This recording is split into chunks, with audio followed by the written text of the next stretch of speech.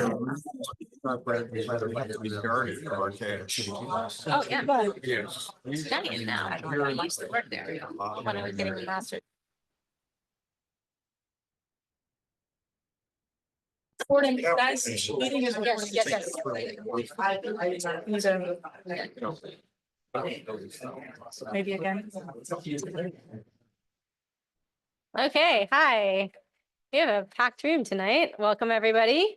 Go ahead and do the regular meeting of the Board of Commissioners on April 7th. We'll do a roll call. Commissioner Ernst, Here. Commissioner Engel, Here. Commissioner Rollins, Here. Commissioner Vogelsang, here, Commissioner Wright. Here. Any changes to the agenda tonight? Nope. Okay, we are going to open the room up to public requests. If you have anything to say in regards to anything, you can get up to the podium and you have 3 minutes. Please state your name and your address, please. Hi, Joel Rask, 485 Northwest 69th Street. I just want to come and apologize to you guys tonight for that Facebook post that I made. I don't know if you knew it was me or not. I had some conversations that week and there were some comments that kind of hit nerves, and I shot in the hip with that post. It's not me. I was not proud of myself for doing it after the fact, but you know, it was meant to be speculative, not factual. Those comments were in other public meetings that were in that post, and I just want to apologize to you guys, because even though we don't agree at the end of the day on everything, I'm still, you know, I have respect for you guys for the time that you guys put in here, for the great facilities that you give to us. But yeah, it's, you know, I wasn't proud of myself. It was definitely, you know, not the best thing I did out there, but couldn't have a bigger room full for an apology. So I was to say that, but I hope you guys accept my apologies, and I'm very thankful for everything you guys still do though. Thank you. Thanks, Joel. Okay, next up for public requests. Okay.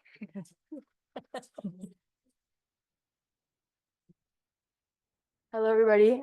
Good evening. I'm Fabiana Delfino. I'm 28. I'm a lifelong Boca Raton resident. I'm here to advocate for a new skate park. Just state your address, please.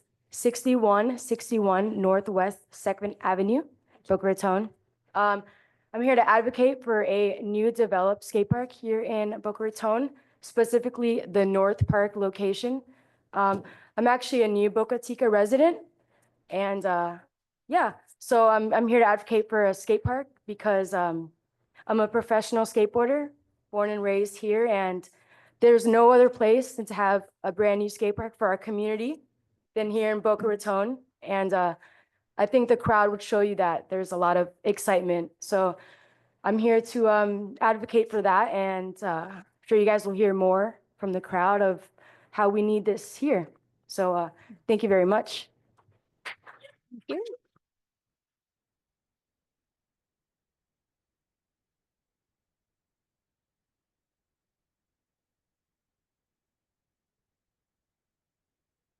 Hi, my name's Evan Bennett. I live at 152 Northwest 12th Avenue. I'm here too also to advocate for a new skate park. My son's been going to the one that's here for 12 years now. He's 18.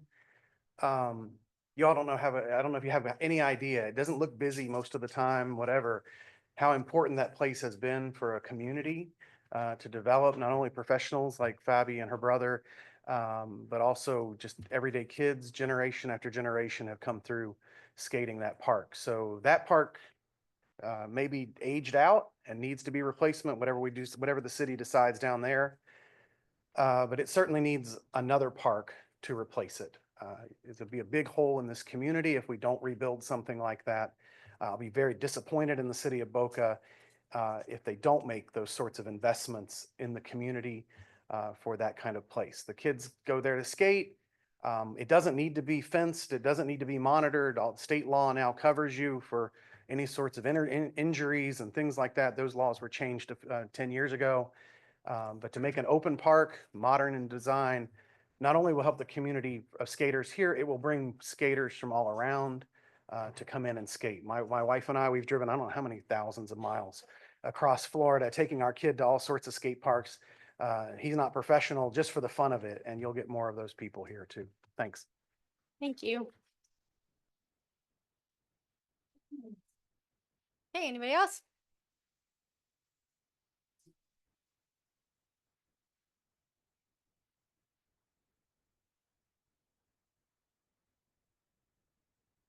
Hello, I'm Dave Bamdis. I live at 1033 Southwest 16th Street, Boca Raton. I'm a 60-year-old skateboarder, and I've been living in Boca since age 15. I was part of the original citizens group or council, whatever it was called, that helped put the Tim Huxhold Park together.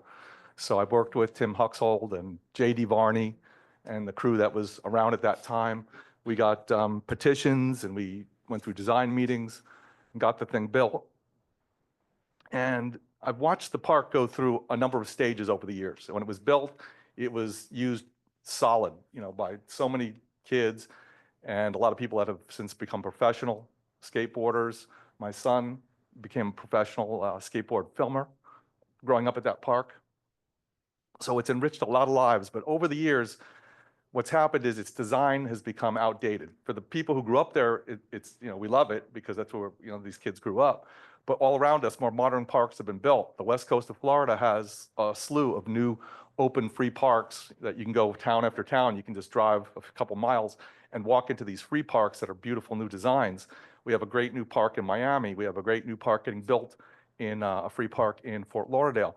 So the skateboarders are going to other parks, and that's why you're not seeing the big traffic possibly at this park that you would see if it was an updated design. Also, the fact that it's fenced in and has an attendant, that's not the modern model of any of these parks. They're pretty much open since the laws have changed. I guess something about the litigation of the way the law is set up now, you don't need to have the fence, or most cities have deemed that you don't need to have a fence and a full-time attendant, which makes it easier to access for people that are not charging to come in. And the lights are still turned off and it closes at a certain time and opens at a certain time. But I feel strongly that if an updated facility was built and it was a free park, that we could have a great place in Boca for the kids to resume the next generation of skateboarders in Boca Raton. So I advocate for this new park, and I'll put my time in, anything with the design or anything if you guys choose to do so. Thanks so much.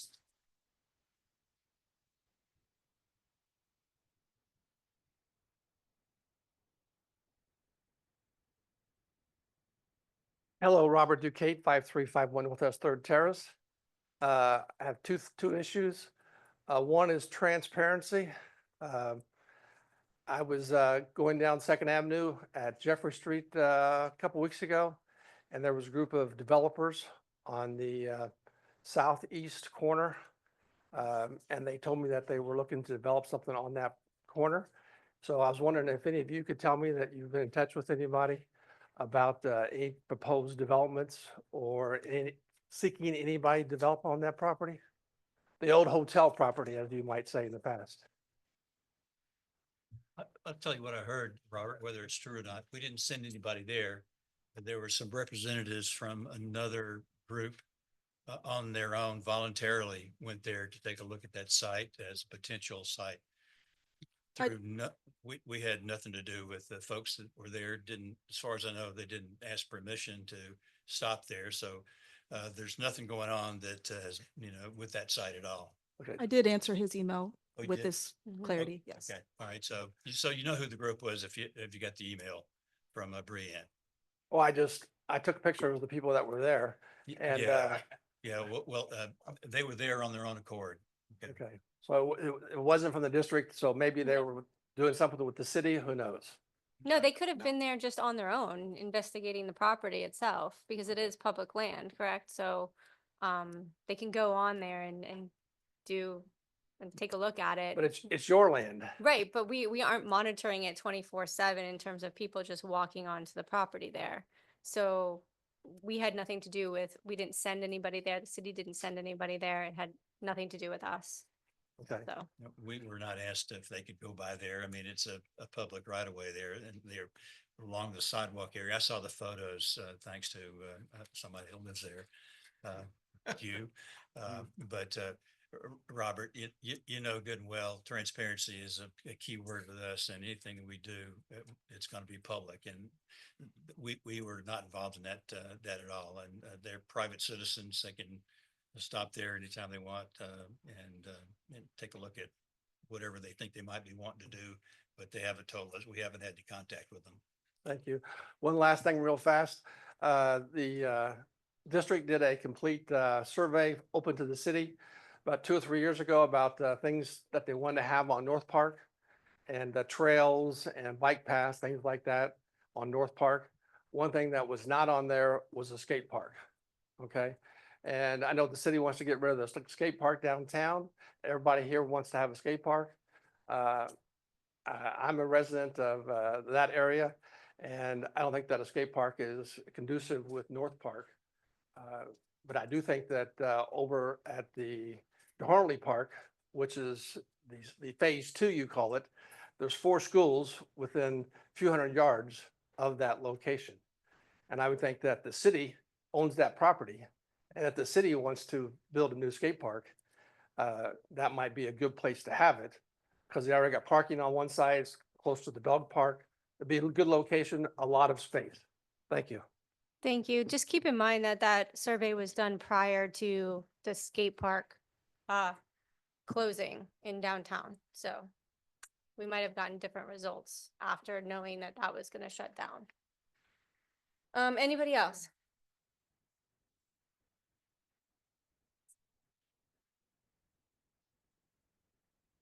Hello, this is my first time that I actually see the commissioners, and happy to see that you are here. Me and my wife, we've been Sorry, moved excuse to me. Please state your name and your Oh, yeah. address, please. Pedro Delfino. I live on 2371 Northwest 30th Street. Thank you. So when we moved to Boca as permanent residents in the year 2000, my wife and I had 2 kids, a 5-year-old boy and a 7-year-old boy and a 5-year-old girl. And my wife and I used to play tennis and in downtown facility. So the fact that the skate park was there, it was a great thing for us, because we would go play tennis and we leave the kids in the skate park. And basically, you know, from 5 to 7, now my kids are professional skateboarders. My daughter just spoke first. And my son Pedro, for some reason, they became professional skateboarders. I never dreamed of that. We never thought that would ever happen. We were always trying to get our kids to play soccer, baseball, you know, get a scholarship in baseball or in tennis. You know what? And they never happened. All of a sudden, we're taking our kids to skateboard competitions everywhere, you know? And so I honestly think that the city should have a skate park, because the fact that we had that opportunity as parents to take our kids there, and without even planning it, they became professional skateboarders. I want to see that other families in Boca, especially Boca is growing, is bringing more younger people here. I would love to see them having the same opportunity that we had.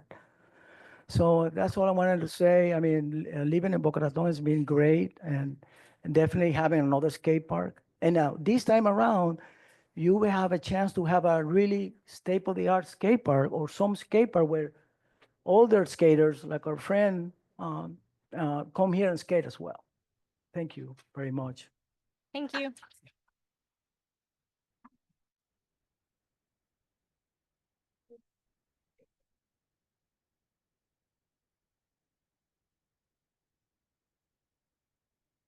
Hello, good evening. My name is Rodrigo Pelaez. I live at 2920 Waterford Drive South, actually in Deerfield Beach, but I'm always in the city of Boca Raton. I also work in a music studio in the city of West Palm Beach.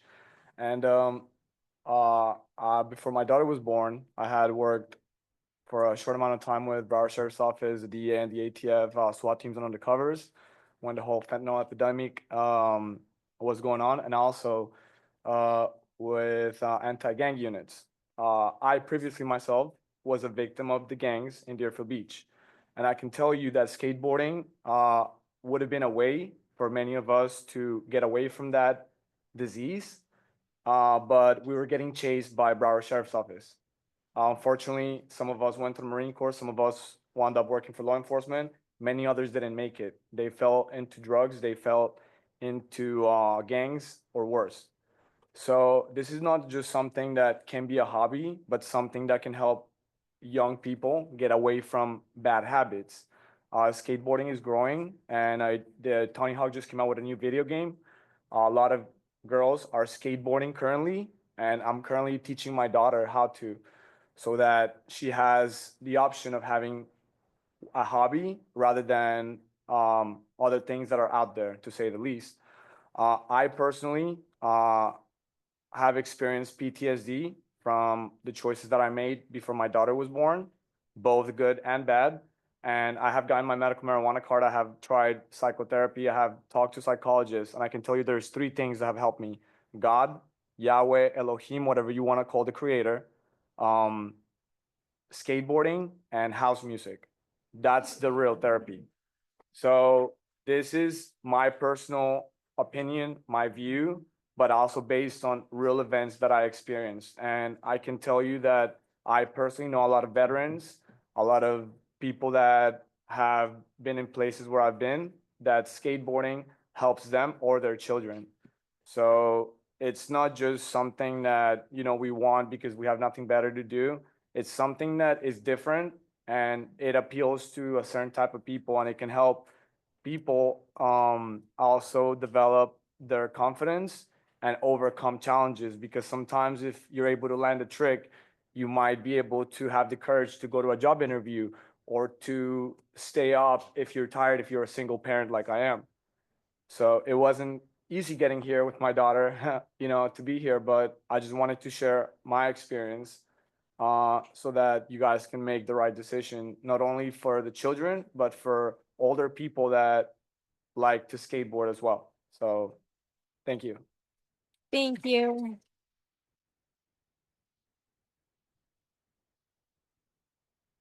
Well, first of all, thanks for your service. I worked with DIA and CAG, Combat Applications Group, so thank you. Rep, Just please say your name my and your name's Jeff address. Moss, And your address, please. 903 East Boca Raton Road. Boca Raton, 33432, I think. Okay. I am one of those older skaters. I am 60. I've worked at Morgan Stanley. I've worked special operations. And in 2009, I came back here, and my beautiful friends, the Cottrells, was able to start Surf Skate Create. Now, I just came from a 2-hour session in elementary schools. We're at 14 elementary schools. We see about 12,000 children a year. I work with Children's Services Council, Primetime, CCE, St. Andrews, Palm Beach Day, the Green School.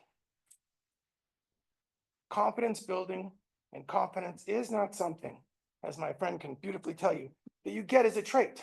You have to go conquer that. You have to go find it. Skating up a ramp, doing a trick, it might not seem like the greatest thing, but these are confidence building tools so kids can attain what they want. And that's goals, dreams. This was my purpose in life. Working for the DIA and DOD and Morgan Stanley, nobody's going to remember that. No one. No one's going to remember this meeting. The point is, choices don't have to be made just to be choices. This affects a lot of people. I knew after COVID, it was going to be very tough to bring this company back. It's very emotional to go skating. They kicked me out of school and I had a skateboard. Everybody in here probably. But we were in there 2 hours a day on basketball courts. They clean it out. And I knew after COVID, it would be difficult. But I knew what was at stake if I didn't. Please make right choices. Choices aren't choices. Choices affect everybody. And the Delfinos worked for me. There's all sorts of people in here who have. I see Uli, Tony, everybody in this room has committed to skating, skateboarding, and confidence building in children. And that's really what it's about.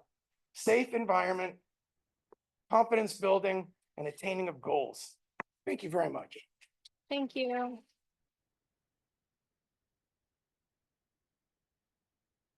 Hey, anybody else? Please, we'd like to hear from as many people as possible. So if you've been thinking about getting up and talk, even if you're nervous, please get up and, yeah, well, please go to the podium. Sure, please. sure. But just because this is really what I wanted to say, and first I forgot. Skateboarding is like art. You have to remember, it's an art and a science that's applicated out there every day, and it's a generational asset. And I sold that to the school board years ago, and I'm here 14 years later because of that. It is a generational asset. We have people who worked in the program, who are now, or went in the program, now work for us. Thank you again. I'm sorry. Thank you. Hello, my name is Katina Papantonakis. I used to live in Boca. I'm currently not What's your right now. What's your address, please? Deerfield Beach, 4363 Southwest 10th Place. Thank you.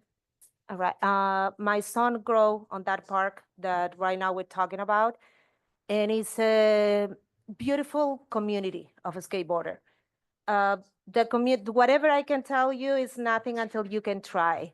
It's not about competitions only. It's about sharing, about being friendly with everyone.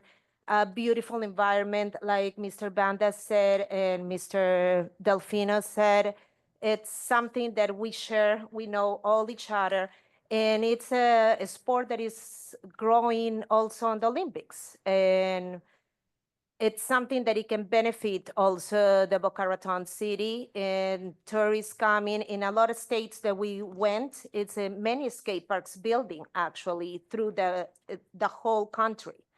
I think it will be benefit definitely beside all the testimonies that we can give for our kids. Thank you. Thank you.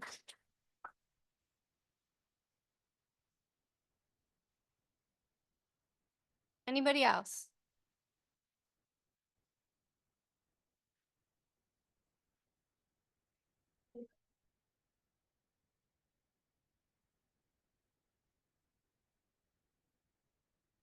Hello, I'm Steve. I live in Boca. I need, 334 sorry, I need your full name and your full Uh, address, please. Steve Temsky. I just moved, but it's 6990 Canary Palm Circle. Thank you. So I'm originally from Brazil, and skateboarding is one of my biggest passions. So when I moved to Boca like 12 years ago, the only skate park was the one that's currently not open.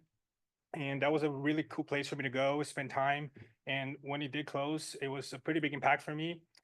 I don't really know exactly what to say because kind of last minute, but I really think that's really important to have a skate park locally on your city. Especially for young, it's hard to commute to places. That's something I struggle as a younger, not having a skate park in Boca specifically, just to get there. So just to add to everybody else, I just want to have a voice and be present in this moment. But I just really think that's going to be great for the kids, for the community, for me. So I just want to be here and say something because I wanted this opportunity. So it was actually perfect timing. So that's it. Thank you. Thank you.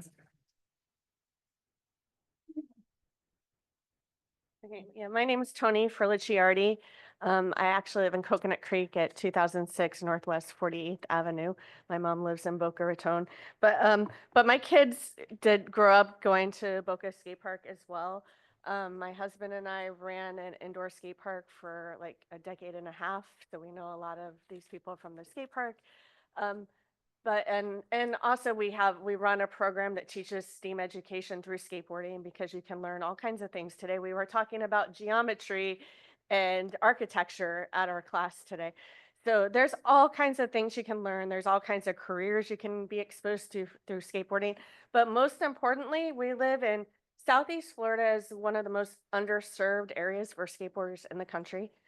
We have so many skateboarders and not many places for them to go.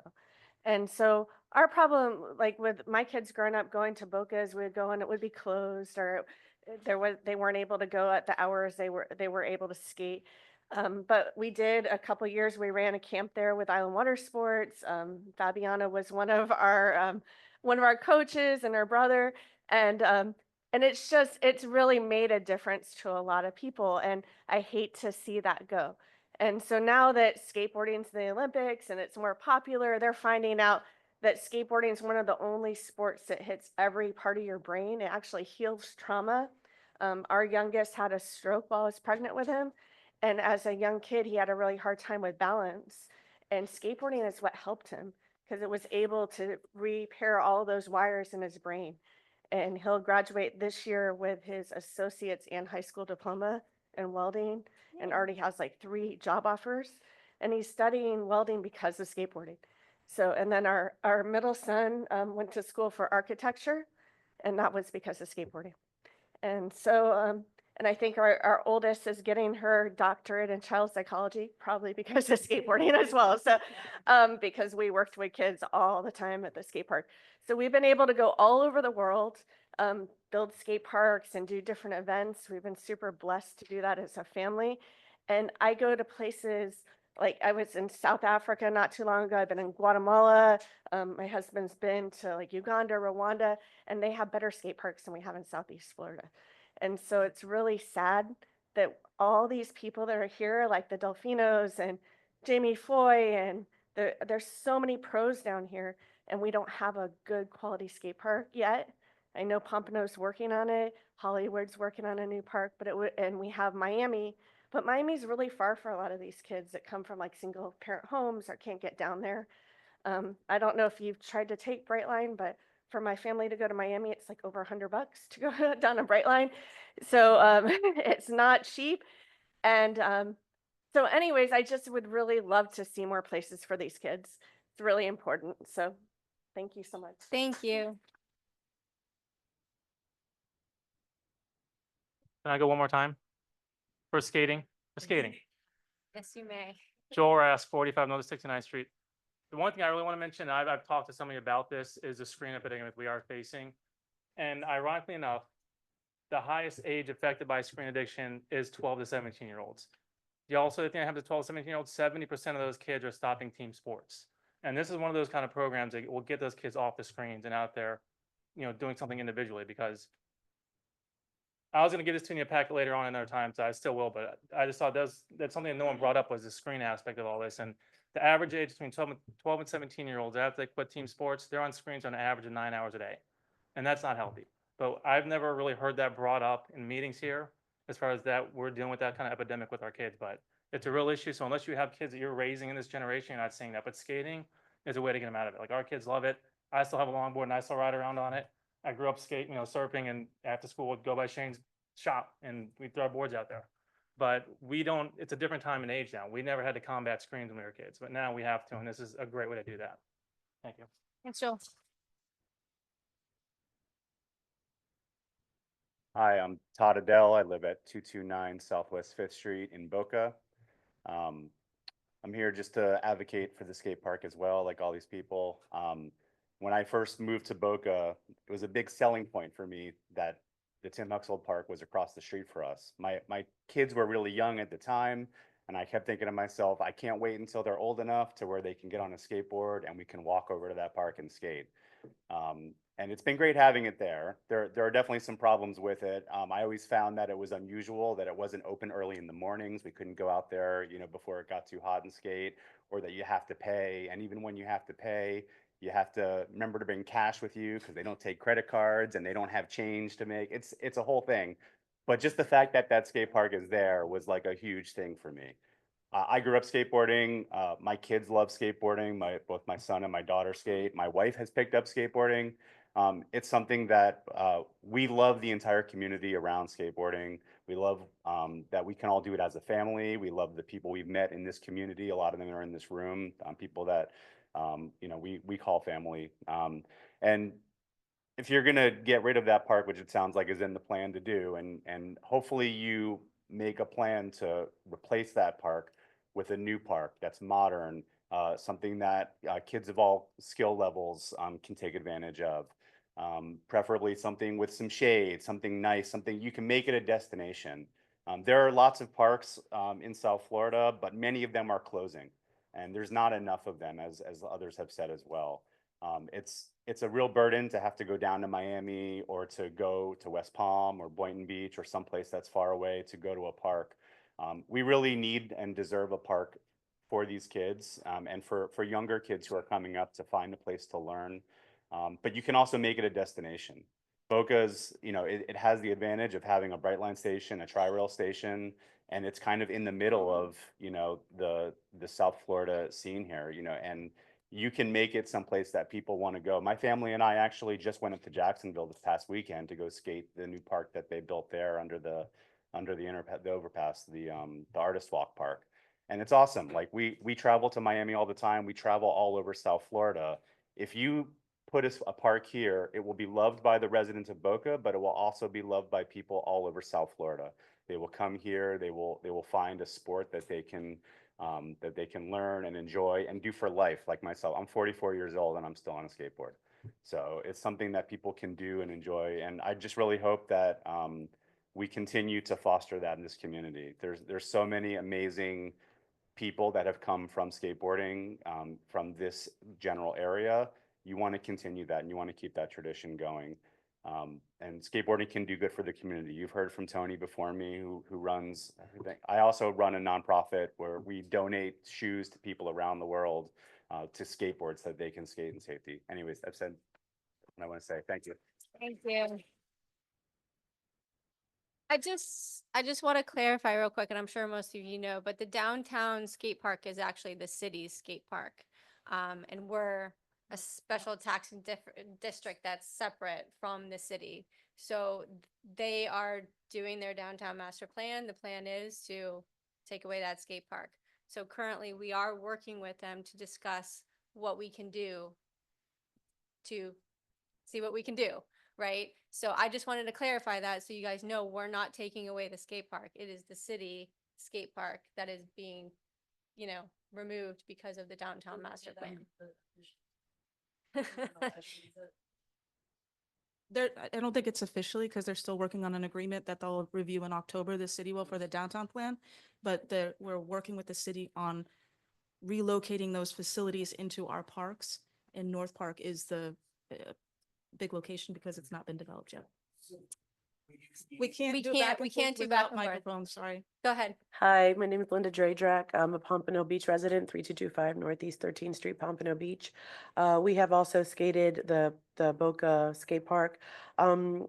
What's important I guess what I'd like to do is invite you to come see the skate parks that are down here, so you understand the community there and what goes on. There's people of all ages. My husband and I just finally were approved with the support of all these beautiful people here in Pompano after 13 years of advocating for a park to be finally put in Pompano.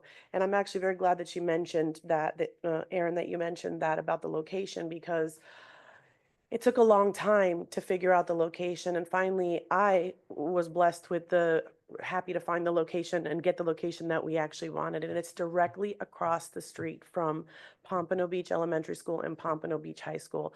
That's all I wanted. I mean, I want a skate park anyway, but that's what I wanted. I want the kids to be able to leave school, walk across the street safely, have, sidewalks, walkways, a pool area, tennis, shade, if they want to go grab their board and go skate, they can, so it is very important. I'm very glad that you mentioned that might not be that's something that's not in your control, but that it's something that it needs to be brought forward.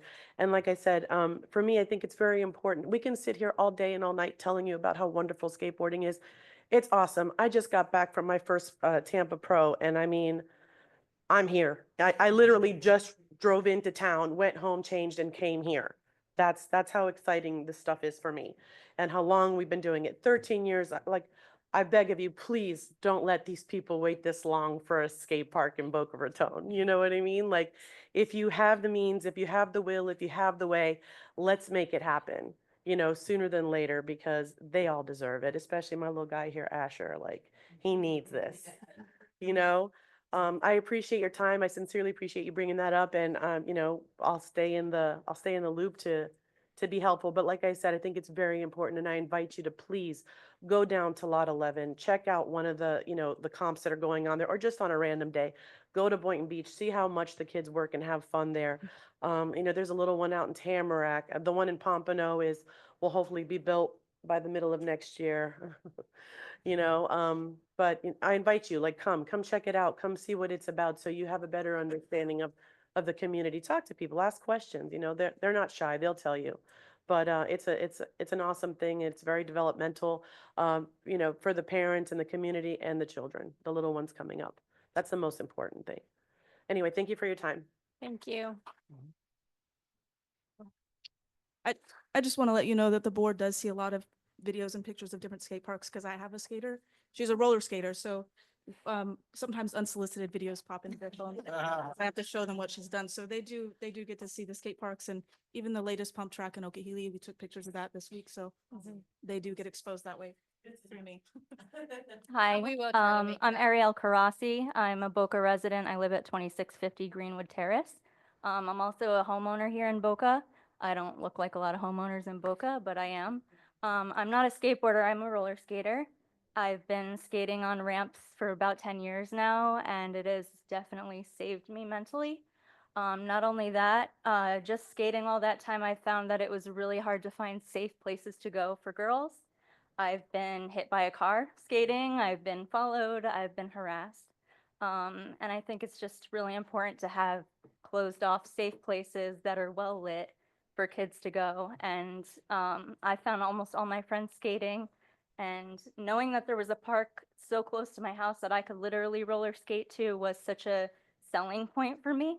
And knowing that it might be gone is heartbreaking. I don't want to drive 40 minutes to another park. That's all. Thank you.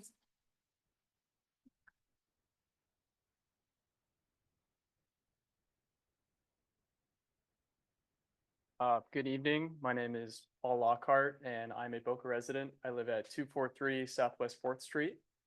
I was a little late, so forgive me if I'm repeating anything that these wonderful people have said here tonight. But the main thing that I wanted to get across today is that while people say that skateboarding is really good for meeting new people and making new connections, I think that it also leads into a lot of other life skills. I remember someone was talking about how their middle son went to school for architecture because of skateboarding. I moved here around 4 years ago to go to Florida Atlantic University, and my college admission essay was about skateboarding. It led me to go to school for business so that I could learn how to work in the surf and skate industry in a professional manner.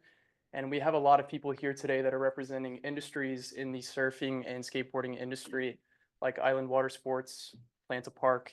I work at BC Surf and Sport in Deerfield Beach.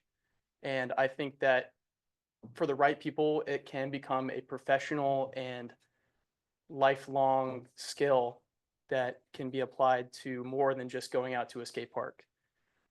It has led me to start my own business in Boca Raton, Florida, called Apostle Skate Co., where I aim to highlight the innate creativity and expression that comes from skateboarding. It has led me to learn the art of screen printing, and which is a large industry in the United States. And I just think that if that area of skateboarding is really highlighted, then we can realize that these centers are not just to skateboard. They are networking centers for people in the community to go and really connect with people that can spur industry and local creativity in Boca Raton and anywhere else one of these parks might be.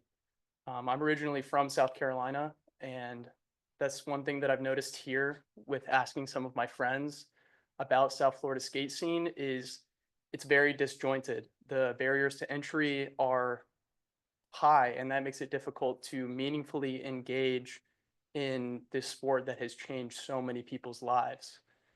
And so I appreciate what you are all doing here today, giving us a voice to express that need. And that's kind of what I wanted to say. Thank you. Okay, we'll do a last call for speakers. Anybody else? Yes. Yes.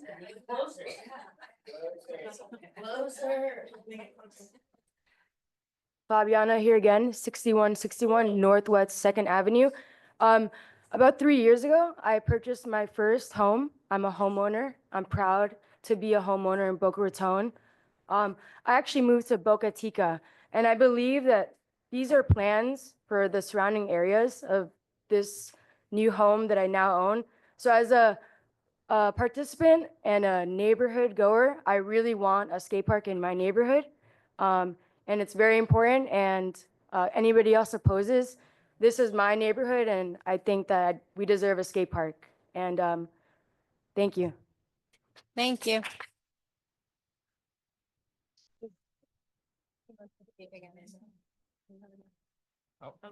Yeah, small. Hi, everybody. My name's Asher. I live at 840 Malaga Drive. And what I want to say is, why would you tear down a skate park that literally brings everybody together? And it's just sad. It's heartbroken. I've been skating that park for 3 years now. And just, why?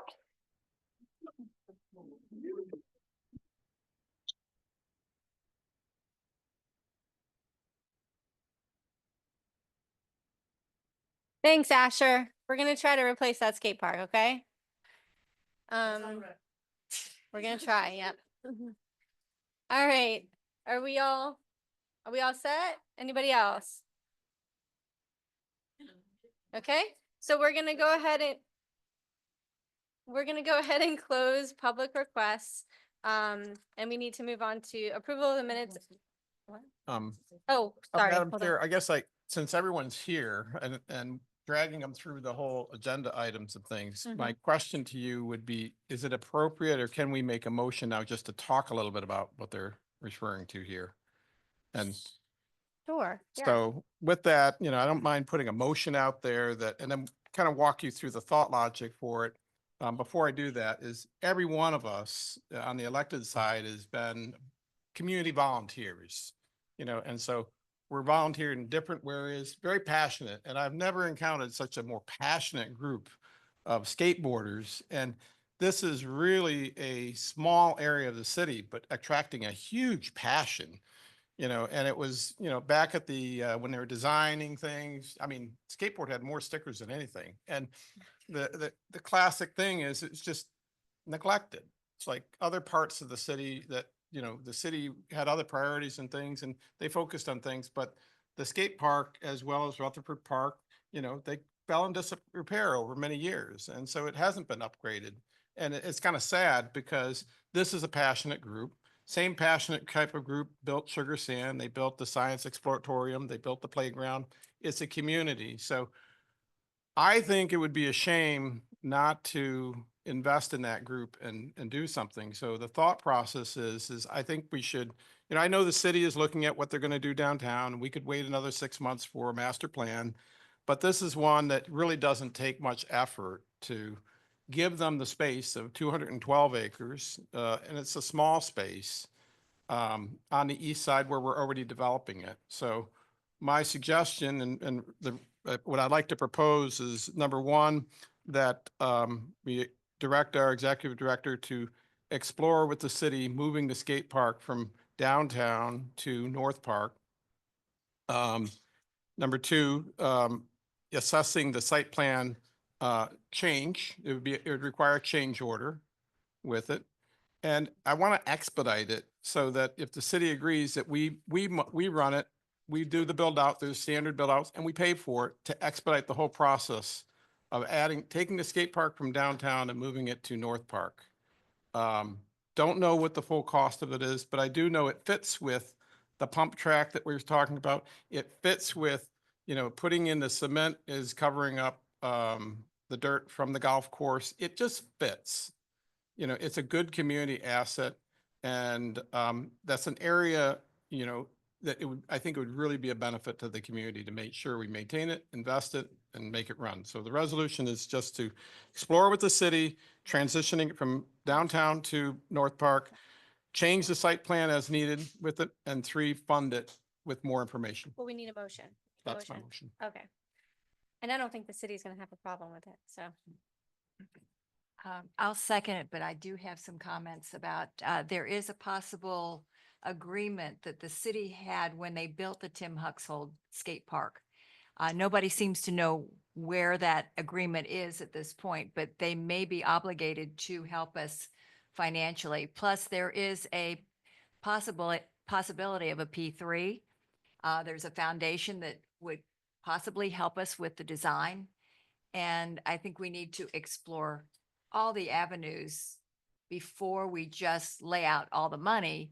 I think that there are opportunities for this wonderful chance to serve our community. I think there was a second there somewhere. I Second, second yeah. it. Yeah, I think I got it all. If I don't add anything else to the motion though. Go ahead, Bob. Yeah. Well, having had a son that was a skateboarder, I can relate to what the folks are saying. And I probably was one of the first skateboarders in Alabama. And I tried it once down a long hill that a friend of mine from California had brought his skateboard there, and I ended up in the infirmary. So I decided to stick to basketball. So, but I agree. I mean, displacing this without any more thought than what was given to it, I think is I'm embarrassed. I'm glad I wasn't making that decision because I would have done something different. I think that there's, as Craig said, there's an opportunity here for us. And I think that we should, should get the wheels turning on this as soon as we possibly can. And I've watched and marveled at the skateboarding that I've seen, and I thank all these wonderful people for coming out here, especially Asher. Sure. I met him on the elevator, and he was kind enough to share with me that he was here for skateboarding. And I'm so glad you came and shared your thoughts, Asher, as well as everybody else here. I think, as Craig said, we're a community-oriented board. Recreation is what we do, and we're proud of the efforts that we put forth. And this seems like an obligation that we must undertake. Keith? Yeah, first of all, thank you all for coming. This is why we're here, to hear your voice. And, excuse me, to let us know what's on your mind, whether we like it or we don't like it, whether you like us or not. This is what democracy is about at its base. People coming out, talking to their elected officials and letting us know what's on your mind. I think this is fantastic, so thank you. As far as the skate park goes, I broke my skate key at 6 when I tried to roller skate. So, but my kids loved skating back out on Long Island where they grew up. I think this is a no-brainer for us. I would, however, like to see the city kick in a substantial part of the funding. It's their idea to close down that facility, and there's obviously a need for a new one. So I think they can do their part in that. But I can't see any reason why we shouldn't be doing this for you guys. One way or the other. Right. Okay. Well, I have a 15-year-old who's just picked up skating and a little bit of surfing. So, and this is my neighborhood. I live in Hidden Valley. So, and I know so many of our neighbors who would utilize this, not just the city of Boca, but like the North End. It would be great to have this in the Boca Chica area. And so my one advice to you is this group, go to city council meeting and advocate for them to, put some money towards the skate park that they are getting rid of, because they haven't heard from you, as far as I know. But you being there and you talking to them like you talked to us tonight and voicing how important skating is to your kids, to you, to the people around you is really, really important. So I advise that you do that. Right? Madam Chair, if I may quickly. Yes. The city council. Actually, there's a city council meeting tomorrow evening. No, actually, the city council meetings are held at the 6500 building on Congress Avenue. Right, and it's not advocating for them to build you a skate park.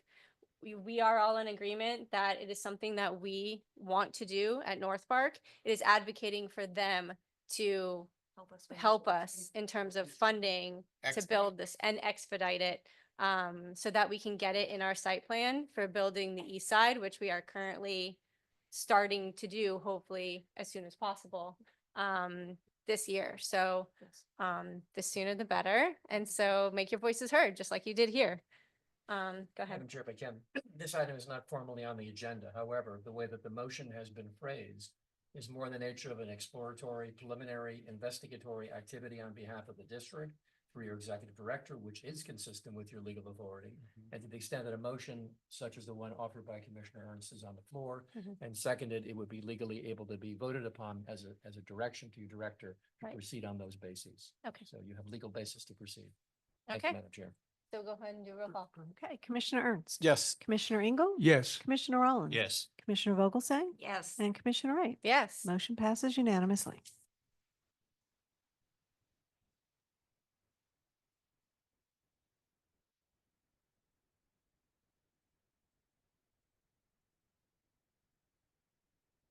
You are more than welcome to step out if you are not interested in the rest of the meeting. Be my guest. Thank you all. Thank you for coming. Thank you very much. I'm at the skate parks all the time, so. Thanks.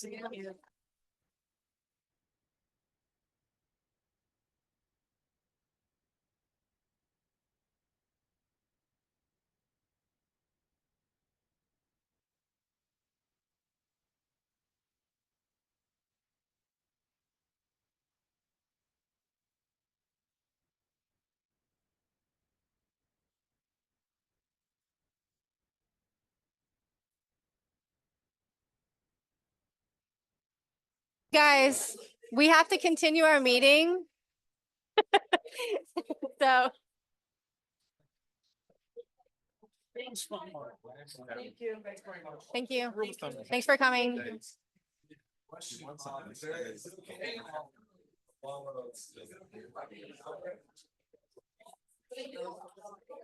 Thank you. Thank you for coming.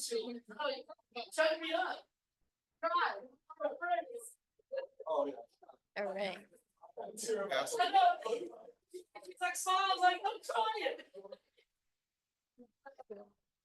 Yeah. The small hallway. The tight area. Small. See that. It's impressive.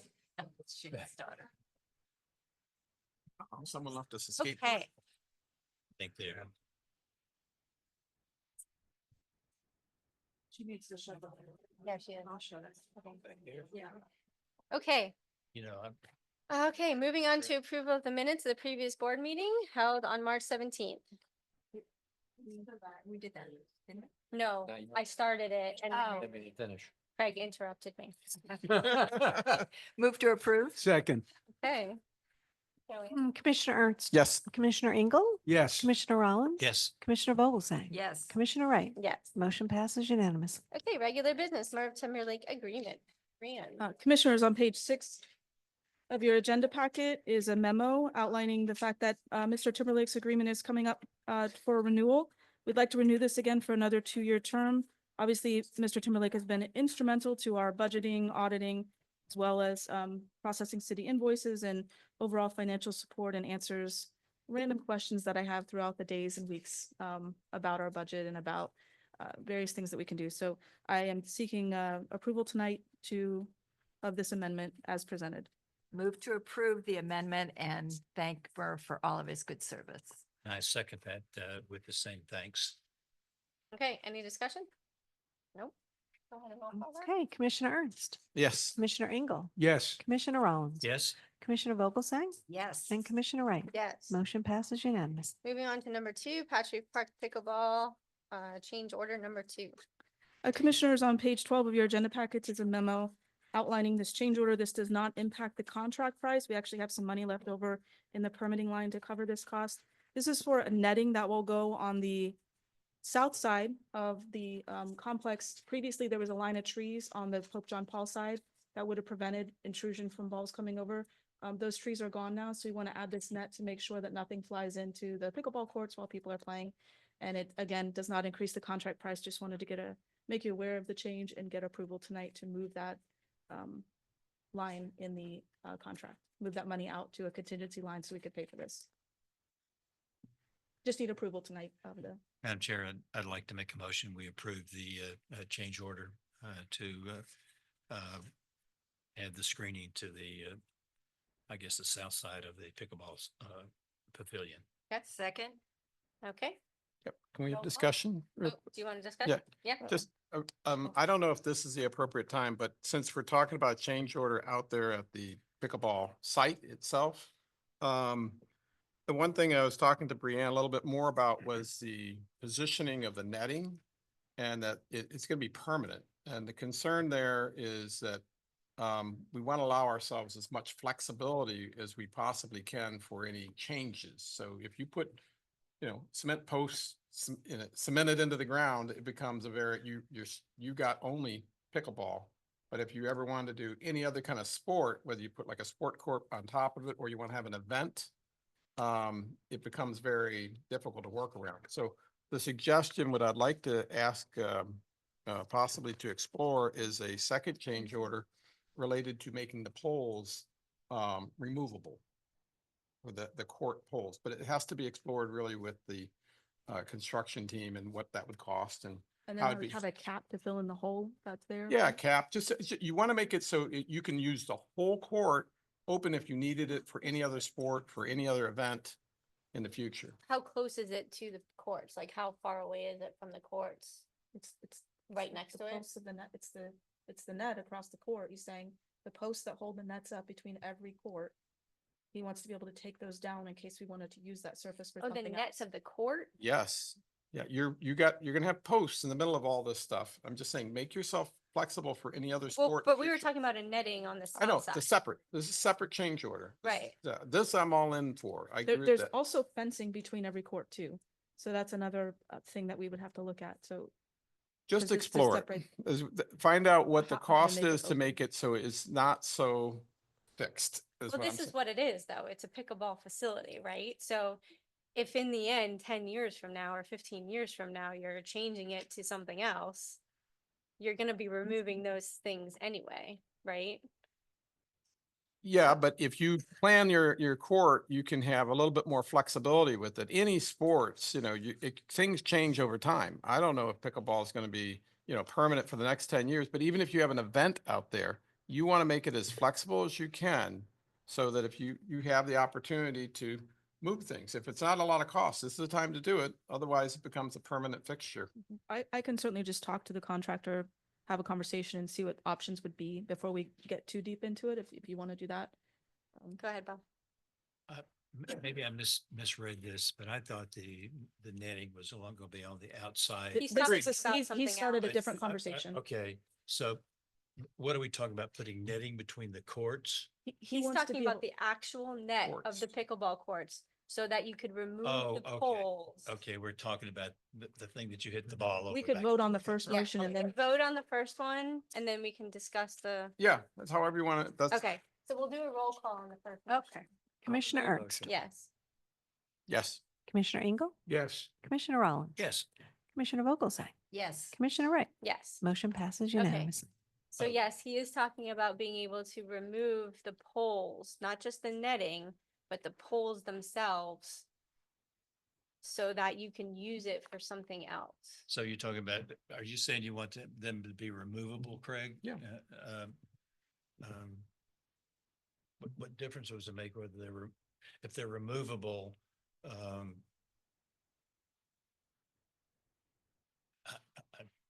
I don't have a feeling one way or the other because this is going to be a pickleball facility for quite some time. Right. and there is still fencing between each court to prevent balls from going into the other court. So that's another barrier that would Correct. have to be looked at as far as being movable. So in other words, between each court, there's going to be a net. Little short Fencing, fencing, yeah. Oh, short fence. Okay, but it's not something, it's going to be similar to what we have out Yes. here at the swimming racket. I mean, At Patch now, yeah. right, at Patrick. Yeah. I'm just curious about what possibility that you're thinking, what kind of an event? Are you thinking about a large dance out there or? You could have, my message is, look, you want to be flexible with whatever you build so that in the future, that sport, any event that you could have out there, you have now a covered court, which is incredible. It is. And so it's a very big venue and you're dedicating it solely to pickleball, which I'm all in on. That's what we talked about. But what I'm suggesting is this is the right time to explore how do you make it more flexible if for some reason it doesn't work out, or you want to do something else with that venue to make more of it. You have more flexibility with it. It's the right time to just say, okay, if it's a few $1,000s more to have removable poles and removable netting, this is the time to do it. Otherwise, you're going to have it locked in and that's all it'll ever be. And you won't have that opportunity to easily, you'll be a major retrofit to do it. So Okay. I'm exploring it. I'm Yeah. just curious about what kind of an event's going to be out there because I want to get the right outfit. I'm okay with exploring it, but I think also being able to remove those, we don't want anybody to be able to remove those while they're out there playing pickleball and things like that at the same time, right? So I'm okay with exploring it with the contractor. Yep. They may have something like that. They might not even have anything like I that. can tell you at our work, we have ballast poles that we do have removal to enter parts to expand our parking lot. And they're kind of locked down in a sleeved. And that's a all you're bollard. talking about Yeah, is it's a bollard. it's I mean, it's a bigger pole. It's not easy to lift up, but it's doable. There are things out there for it. It's just. Right, whether if it's doable with a pickleball court is a Exactly. whole nother story, but I think exploring it is Fine. the right way to do so. Okay. Yep. Got it. Is that a separate motion, Madam Chair? I think it's just an agreement on everybody saying he can move forward. By He can con- move by- forward by by con- by- investigating it. By Yes. consensus eventually. Yes. Essentially. Thank you, Madam Chair. So that the director knows what you're Yeah. asking her to do. Yeah. Okay, moving on to number 3, North Park Traffic Garden signage. Commissioners, page 15 of your agenda packets. First of all, I wanted to share with you, and it's on the screen in front of us, is the design that Commissioner Ernst will love to know was contributed by the city. They worked with a consultant to develop this for free. So we did not pay for this design. This is a design that will incorporate different paths of traffic, so kids will learn how to navigate different sides of the road using stop signs, yield signs, parking, waiting for pedestrians to cross, etc. So it's a very cool plan. Tonight, looking for approval to purchase some signs that will go out there. They will be bolted into the ground out there.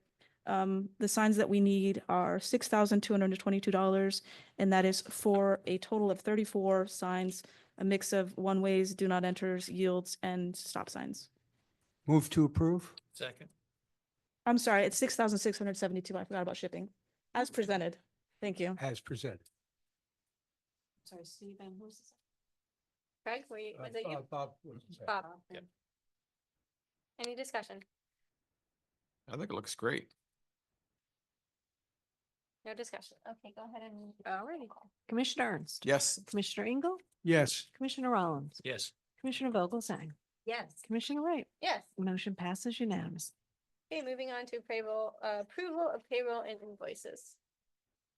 Commissioner Ernst. Yep. Madam Chair, I'd like to make a motion for approval of payroll and invoices in the amount of $530,699.35. Second? Okay, discussion? Oh, Commissioner Ernst? Yes. Commissioner Engel? Yes. Commissioner Rollins? Yes. Commissioner Vogelsang? Yes. Commissioner Wright? Yes. Motion passes unanimous. Okay, reports and discussion items. Commissioners, we're still awaiting feedback on the draft agreement for the softball fields at Sugar Sand Park, so I don't have an update on that. There was a tentative groundbreaking scheduled for the Boca Paddle facility, which I had Joanne place on everybody's calendars. They will send out more firm information once they finalize details of that, because this obviously will be thrown by them. We've received 60% drawings for the roller rink cover at Sugar Sand Park, so staff will be reviewing those with the architect tomorrow. As some of you know, in conversations we've had, the city had placed a beautification impact fee on North Park for us to pay at $94,000. They have since agreed to remove that in the interest of our partnership, so they've waived that fee for us. So we're continuing now through the Public Works review. And that is, that's all I have for tonight. Okay, council? Thank you, Madam Chair. Good evening, everyone. Just a couple of observations. If you're following to some degree the pending goings on in Tallahassee, there are several bills that do affect special districts that are of concern. Several of which relate to ad valorem taxation and special assessments, which are in various and sundry stages. One of which is to suggest by referendum to eliminate real estate taxes completely in the state of Florida, which is a proposal the governor has been floating in Tallahassee, which will require a referendum in 2026. There are also some bills pending with regard to sales tax as a statewide reduction to, I think the number that I might notice was 5.25%. It's on a statewide basis. A number of different bills that do affect not just local governments such as cities and counties, but also special districts as well, that warrant some consideration. There's also a repetitive bill that's been in the session every year for the past 5 years about sovereign immunity. Sovereign immunity does affect this organization. Sovereign immunity is a limitation of liability for local governments, including districts, counties, and cities regarding claims against local government. Right now, if I'm not mistaken, the proposal that's been floated in Tallahassee and the bill currently pending suggests it quadruples the current limits from 200,000 to 1 million and on from 300,000 to 3 million. And there's been a proposal that was filed this past week that would sort of ratchet it up over time. The notation regards a phasing, which would commence on October 1, 2025 through 2030. Those kinds of impacts do affect local governments such as this one that could potentially mean liability questions. So that's also pending. It's been in the legislature every year. I think that Commissioner Rollins may have better knowledge about who tends to argue for and against the bills each time, because they do have insurance components, they have lawyers components, they have a combination of both components. But it does have impact on local government. There's a bill pending this session. I'm sorry, Sam, does that mean that the liability is raising the liability to the district? Yes, Oh, correct. So- Not cities, counties, and special districts, it applies to all three. so That's the fiduciary or the liability that we have. For tort liability, essentially, for liability, okay. injuries occasioned hypothetically in a park, or somewhat connected to a park that otherwise would be captured under the statute or the Constitution. So it's an insurable issue, so to speak, but the insurance cost then becomes more significant, and the other issue is that the liability becomes more significant. And it's been, again, a pending issue for a number of years. This session may see some results, is from what we gathered from our studies so far. So just to be aware of it. There's also a bill that was filed, which I began looking at this past week. As you may remember last year, that there was a bill with regard to what we're doing already, which is the study, the annual analysis that's performed by Brianne in the context of the activities of the district. There's a bill to ratchet that back and eliminate part of it, which we find interesting. That's also pending.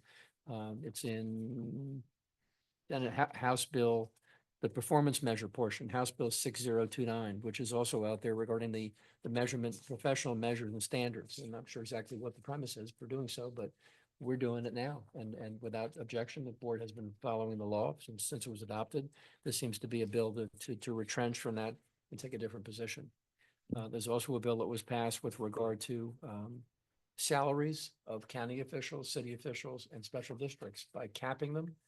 That to the extent any special district, county, or city would seek to increase their salaries, not that that's a major issue for this organization, it would require a referendum to get an increase. I'm not. But we don't have that problem. No, I'm just saying, I know it's not an issue here, but it's an issue for some around the state of Florida, particularly counties that peg their increases to population, or cities that also have a similar interest in raising their salaries. But it does specifically have a section regarding special districts under Chapter 189, which was filed as well and under discussion. We're halfway through the session. No one knows what's going to happen between now and the end of the session, but these were a couple of bills that kind of popped off the page. There's also another bill that was filed with regard to liability for, and it's not a bad topic, but related to easements and access points that relate to districts and their responsibilities, which actually appears to protect districts that might otherwise provide for easement relationships as well. So we're looking at that, and we'll look at it more carefully as the session proceeds. To that extent, I'm happy to respond to any questions, and those are just a couple things that popped up over the past week or two. The session is really kind of moving forward, mostly right now on tax and related issues. Yes, sir. Yeah, has anyone proposed alternative revenue sources with the potential elimination of property taxes and reduction of sales tax? If I may respond, Madam Chair, not to my knowledge. The elimination of property tax will have a major impact, of course, on all local governments, including special districts, who are funded presumably through ad valorem taxes. The sales tax may not be the only answer for that particular discussion. Reducing the state sales tax from its current 6% to 5.25% on a statewide basis may not answer that question. There have been studies that I've heard of that would suggest that if you eliminate the ad valorem taxes in the state of Florida, which would be a very compelling issue on the ballot when someone's asked a question, the end result of which is that you may have to raise sales tax to 17 to 20%, which could be a bit of a difficult issue statewide and could well be an unfair taxation as well. There's no good answer in this discussion. There's conversation in Tallahassee now, which simply goes unanswered, but those bills are real. I'm not making it up. The governor obviously has a concern about it, and so does the state legislature. What comes out of the session is unknown to any one of us, but there are certainly bills. There are even bills to increase the homestead exemption, as you probably have seen somewhere in the media. one of which would raise the homestead exemption from 25,000 to 75,000 for the first exemption. So, just be aware, these are things that could impact all of us here on the table. At the last meeting, Mr. Horowitz indicated that there was some kind of a bill being considered about the CRAs. Do you have any information on that? Yes, there is. If I may respond quickly, the bills that we have seen relate to eliminating CRAs by virtue of having them fade out over time. I think that the phase out period in one instance was 2045 and one was something in between. But the key factor in CRA legislation essentially is that if this bill is passed and signed by the governor or becomes law without a signature, it eliminates the ability of CRAs to do any projects after a certain date. I think it's after an early date in that discussion, which would eliminate the ability to spend public money through a CRA during a limited period of time, which means that it's a nice way of telling the CRA you're out of business because you can't do projects. If you can't do projects and you are collecting, TIF monies for that purpose, your purpose sort of kind of goes into the circular file at that particular point. And that's a point well taken. Those bills are alive. Those are also moving in that direction. Whether it's the right direction, I'm not really sure, but they would essentially, in perspective, eliminate CRAs. And that's an issue which we would have to explore regarding our existing relationship with our CRAs in Boca. Okay, Bob? Sam, the bill to eliminate, property taxes, is that a House bill and does it have a companion bill in the I'm Senate? not sure that it's the governor's proposal. It would require a joint bill between the House and Senate and would be required to be on a referendum item. Would have So to this go is on the governor that's Yes, proposing. proposing, that's correct. And the alternate suggestion, I think, by the Speaker of the House was to do a state sales tax, Yeah, well, that's, which is an interesting argument as well. yeah, I mean, The problem with sales taxes, and without getting into great detail, many counties have surtaxes for construction of roads, bridges, other public improvements. And those surtax monies are bonded. And if you eliminate the ability to do, to tax or to create the surtax or to employ the surtax, and you limit the period of time you can bond it, you won't be able to do projects. Because no one will pay will bond it for the purposes of allowing that to occur, which creates other challenges as well. So. well, let's hope that saner heads prevail on that as well as on the insurance legislation that was passed 2 years ago, because we're starting to see some relief there from the M&Ms, Mhm. who I'm talking about. Yes, I do. Okay, and it's reducing, insurance costs for the insurance companies, and ultimately, I'm seeing relief now from that, and so. It's good to hear. And I'm just hoping that they don't change the one-way attorney fees. But, the legislature is consistent of what, attorneys? Several. Yeah. Or M&M's chocolate. Mhm. What are we talking about here? Yeah, what? What are M&M's? There's a law firm that those initials Oh, see on okay. TV all the time. Okay. They're a lot, I thought we were talking about chocolates. they're a relatively large law firm. Very, one of the largest in the. Yes, in the according country. to their ads. they are, Yeah. yes. Yeah. And I, You know who I was talking? yeah. Again, I thank you for listening. If I've given you a scattering of issues, these all affect local governments, and this organization is a local government to the extent legally consistent, and these bills are unpredictable. I know that Brianne's watching them carefully through the association, and every week is a different week, with all due respect to Helen Hassing. So we'll keep you posted, and I'm sure we'll keep you advised as things go along during the session. Thank you for All listening. right. Thank you. Thank you, ma'am. Susie, you want to go first? Do you really want me to go first? Okay. Brianne, I have a question. Have we voted on the St. Mark's agreement, or are we? We not? have not. It's actually up, so we were going to reach out to them, but we currently don't have any events for the reciprocal use. Okay, So it hasn't come up as a need right now. Okay. So certainly something we could talk about, but all righty. For our new traffic garden, yes, are we going to allow e-bikes? no. Okay, so no. This is just e-bikes. for bikes.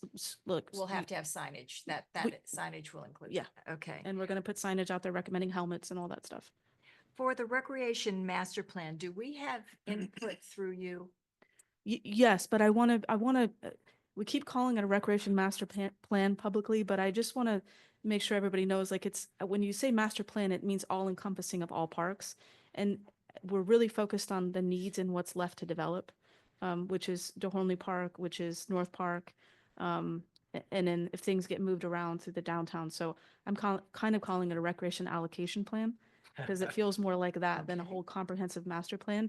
But we can certainly talk and set up some time to go through what your input would be. But they're really focusing on those areas that can still be developed for amenities. Well, I attended the Federation meeting last Tuesday and it was very informative. The developers or the planners who came up with this idea, some of these ideas have some good ideas for keeping green space, but I do think that we need to not do the same, some of the same things that they're planning on doing downtown too. So that's why I think that we all need to have our input. Yeah, we'll talk. I also, after that, I did follow up with that, and I know the design has not been firmed up with the city, so they're still has not. working through that. So some of those things may not even be part of the final plan. Okay. And lastly, Chuck, once again, thank you for a very good newsletter.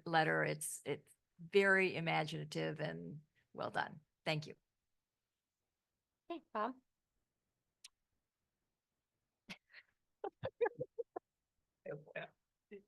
And this discussion that we had with the group that came amazes me. I think back 25 years ago, we were planning on our parks and we didn't know anything about pickleball, never heard the word before.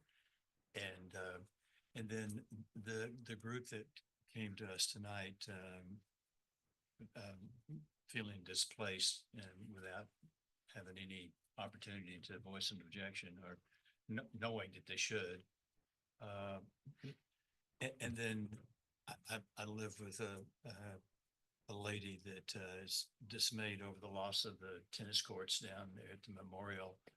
And I every day she's asking me, I talked to so-and-so and she wanted to tell you that she didn't like that. And I said, well, I don't have any sway over it. But and I think being responsive to the folks that are being displaced, we have to, because we have one last parcel of land. And the concern I have is getting it right. And I was telling Brianne, I was at Patch Reef over the weekend, and there was no parking. I mean, and there was a lot of activity going on over there. And with the downtown redevelopment, we're going to be adding a lot of more feet on the ground. So we need to get this right because this is our last opportunity to do that, unless we start tilling under some of the rectangular fields, which or the diamonds, and make room for something else. I guess this project moves forward so quickly, and I know that we're transparent, has different meetings, but I would have liked to have seen a little bit slower process and a little more opportunity for the public to weigh in on this. I would love to have seen a referendum on this idea, like they did when the land, the Patch Reef Park was results of a referendum. Because they were going to buy where Broken Sound is now, and the referendum was defeated. Otherwise, that's where the Boca Municipal Golf Course probably would have been. So I'm happy that we're playing a role in the recreation, because if it weren't for the district, we wouldn't have what we have today. When I first moved here, we had woodlands in Lake Wyman, and fortunately the folks that came before us and the current members, we're recreation minded people, and I think that we do our best to provide recreation facilities that are safe and readily available. And hope we can continue to do that. I hope we don't end up running out of ad valorem dollars. Because I don't know what governmental entities would do, like us, special districts would do, because we fill a very important need that the city has not, I mean, they rely on us to do the recreation, and I'm happy to do that.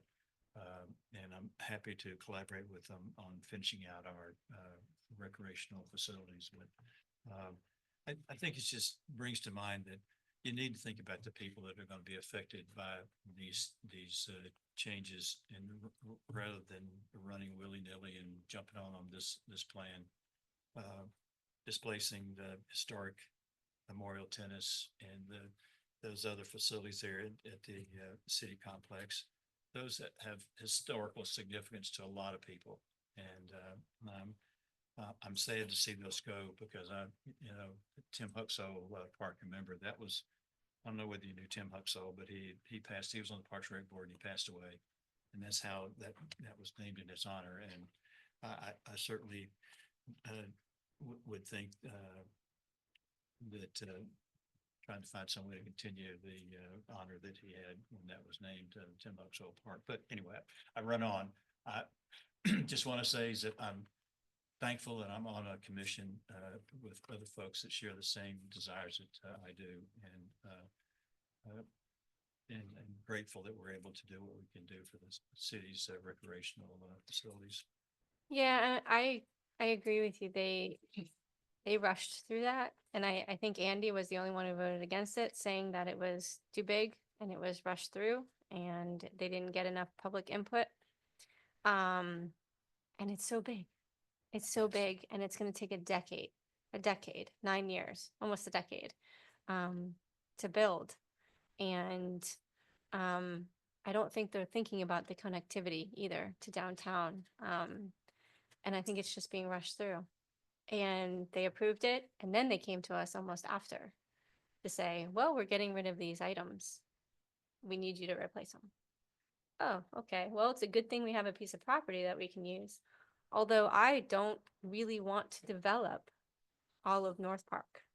I want to keep some of the green space that we bought it for in the first place, right?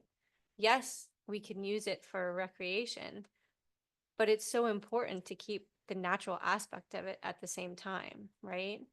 So I'm hoping that we don't have to use that for, so many different things, and keep some as like a preserve that we had planned on one of the corners at least. In addition to the fact that they keep approving all these units everywhere, left and right, where do they think these people are going to recreate? Thousands and thousands of additional people coming here. They just keep approving these things, and it's great for the property taxes, but then what happens with property taxes are gone. All these people that are moving here that are planning on paying property taxes, that they're taking in this money, it might be gone, right? And then we have all these extra people that we have to provide amenities to, not let alone garbage pickup and all that other stuff, and fire and police, and I just don't understand where they're headed, and I don't understand where they're headed.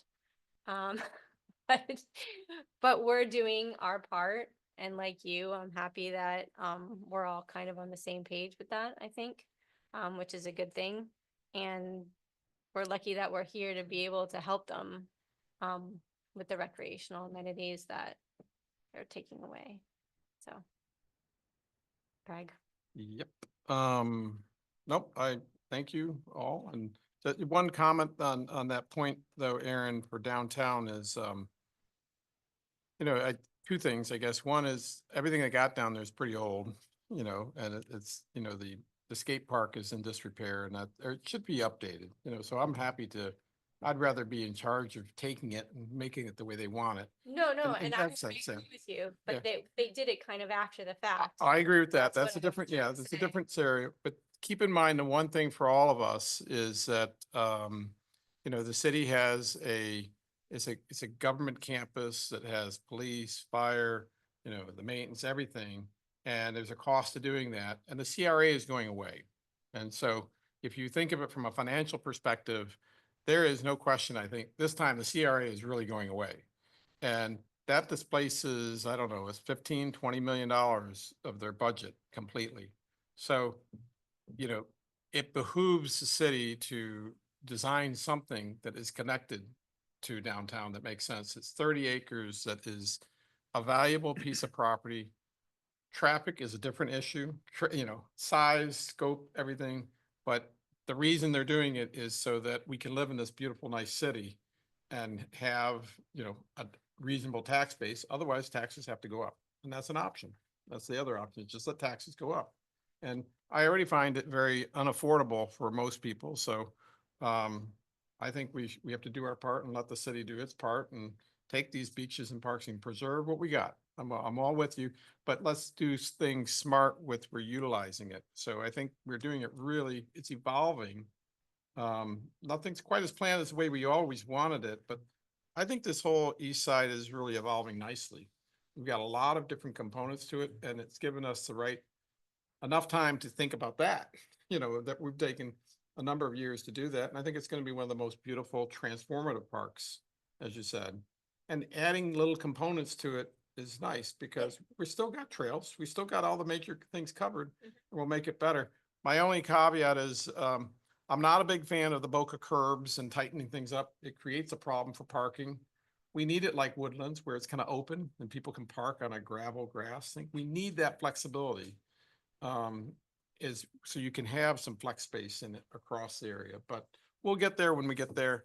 The thing I want to talk about really tonight is a continuation of growing expanding in Boca. And that is that, I'm a little bit tired of seeing all these, violations for dogs in parks. And I think it's time to get rid of this ordinance or modify it. And I think it would be nice for us to make a statement to ask the city to revise it. I mean, recently I went to Central Park and what do they have? They have dogs there all over the park on leashes. I also went to Town Center and guess what? They got dogs in Town Center. They even have bowls outside there. And yet we get, at least 11 to 15 violations of someone walking in a park with a dog. We got to wake up. Come on. Makes sense, doesn't It makes no sense. So, if I have to go under the motion of ask our executive director to explore another thing, I really want that. Did open up the other side of the lake next to the ball fields to dogs. They now have a thing that says dogs on leash is okay on the lake side. On Rutherford? No, at DeHorn DeHorn Lake. Lake. So you can go all the way around now with the dogs, but I understand why you can't bring dogs over onto the soccer field side. It's not. Yeah, I mean, you don't want to have dogs pooping on the soccer fields, right? And not everybody picks up after their dogs, right? So it. that side of the park, I agree with keeping dogs on the other side. Because people will let their dogs on the soccer field if we allow them to do that. And I'm a dog owner, I'm a dog lover. If I could let my dog run on the soccer field, I totally would. But there's people who don't pick up after their dogs. And then my kid goes play soccer and steps in, Yep. So but I totally agree with you that they need to readjust their dog ordinance. But so for what sure. we can control is North Park. Are we going to allow dogs on North Park? Well, we have a dog park. But do we have to designate them in a certain little area that they can't walk Well, on trails? because they have the ordinance, that's why we have the dog park. But I would love to be able to open up that east side to dogs to be able to walk on the trails. But that's up to the city to change the ordinance. Well, let me find out what it entails if we want it for this specific park. Let me just find out from the city. Or we have to call the entire east side a dog park. Let's call the entire east side of dog. I mean, if it can be done at Town Center, it can be done at, we just got to give people I get it. There's always going to be someone who violates it, but I think it's also self-policing too. And it doesn't look right when we tell people, hey, look, Ocean Strand, get rid of your dogs. You got all these No, I dog agree with you. violations there. Yeah. Okay, it's just kind of explore it if you could, Brianna. I appreciate it. That's all I have. Steve. How do I follow these apps? It occurred to me while we had the audience that we did. Why do people come to Beach and Park District meetings to voice issues as opposed to going to city council? And that's because we get things done. we're responsive, we're transparent. We don't say one thing and do another. We do what we say we're gonna do. All right, and if it comes to our attention that our constituents are looking at things through a different prism, we try to look through that prism and get their point of view. So we're more responsive, we're more transparent, and we do get things done. And I know Bob likes to bring up DeHornley, and it's one of my favorites too. The city had to come to us for DeHornley one, and we got it in under budget, even with changes. But I think this whole thing tonight shows that we have a purpose here and that we're fulfilling the mission that was set out for us originally. And that's all I got. Okay. And so I just want to let you guys know that me and Brianne were at the workshop today in regards to the e-bike ordinance for city council. They're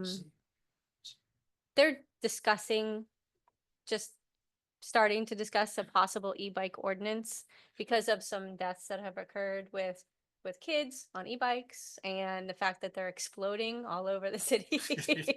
Not exploding like physically exploding, but like everybody has them. A lot of kids and a lot of adults, a lot of people are riding on the streets on them and stuff like that. So they're looking into what they can do in terms of an ordinance. So I wanted to go because we are having an issue with it in our neighborhood. And also in regards to North Park, I wanted them to be as stringent as possible in terms of, I don't think we should have e-bikes or electric bikes or scooters or anything allowed in the parks because of the walkers and the dogs and cyclists and mountain bikers and things like that. There are different classes of e-bikes as well in terms of speed and wattage that they have. So there's class 1, class 2, class 3, which goes up to 29 miles an hour. And then there's these e-motorbikes that kids also have, which goes up to 37 miles an hour, I think, or even more. And having a 14-year-old that doesn't have a brain that's fully developed in terms of decision making on a bike that goes 35, almost 40 miles an hour, to me just doesn't make sense. So I wanted to just voice my opinion on that. And as they further discuss a possible ordinance, I'm hoping they're as strict as possible because you can't control what the parents do with their children, but you can kind of control the ordinance and how you do things in your city. So I wanted to voice my opinion on that. And I said, I'm hoping that we don't allow, we, I guess, can decide what we want to do in our park, but they have to be a partner with us in that. And I don't know if it has to be a citywide thing, or we can just say North Park, no e-bikes. I don't know. So it was just something that was up for discussion for them to talk about. And I had to leave. We didn't get to see the discussion, so I had to get up beforehand, but I'll call a contact that I have, the city council, and just get an overview of what they discussed. I don't know what your guys' opinion. I don't know if you guys have issues with e-bikes in your neighborhoods or anything. I'm sure you've seen people riding on the streets. Crazy. I've seen them riding down the middle of Federal Highway going north. It is a form of transportation for some people to get from A to Z. They're not licensed. Well, so if they go above a certain miles per hour, if they go above 28, they're treated like an actual motorcycle. That's what they're supposed to be treated as. So I think that's something that needs to be addressed, because if the police sees an motorcycle on the road, it has to be treated like a motorcycle versus so it's very confusing in how things are kind of lined up. But an e-bike, class 1, class 2, class 3, is treated as a bicycle. So you can be on any of the city areas, but then the municipality can make stricter rules based on what they want to do for those e-bikes that are like bicycles. Well, the kids are very inventive and they're learning how to modify Oh yeah. the engines on these bikes. We were walking now. Steve and I are not in the city. Phil and I were walking on a sidewalk and an e-bike group came at us and honking their little horns or bells or whatever they were for us to move off the sidewalk. And rather than to get hurt, we moved over, but I don't know who has the right of way on the sidewalk. I mean, if it's a true e-bike, class 1, class 2, or class 3, they have the right to ride on a sidewalk just like a walker does, so I find that kind of conflicting because a e-bike that's going 28 miles per hour, if it veers into a pedestrian, that's gonna cause some injury, right? So I just think they're discussing it now. They're trying to figure out what to do, but also enforcement is gonna be a big issue. Like, how do you enforce these rules also? So, so I just went to kind of voice my opinion on it and see where they land on it, and that's it. So, yeah. So we just got to keep up with what I'm they supportive of you do. working on the e-bikes, as long as they have a dog in tow with them. There'll Okay. be no problem. All of a sudden, you're fans of dogs. Where'd that come from? I've always been a fan. I've He always had a loves dog. dogs. We got an 18-year-old dog right now. There was one more thing I needed to say, but now I can't think of it. Oh, well, I guess it wasn't that important to begin with. So, Steve? Ready? Yep. Move to adjourn. Second. Okay. Commissioner Ernst, Yes. Commissioner Engel, Yes. Commissioner Rollins, Yes. Commissioner Vogelsang, Yes. Commissioner Wright, Yes. motion passes. We are adjourned. Good job.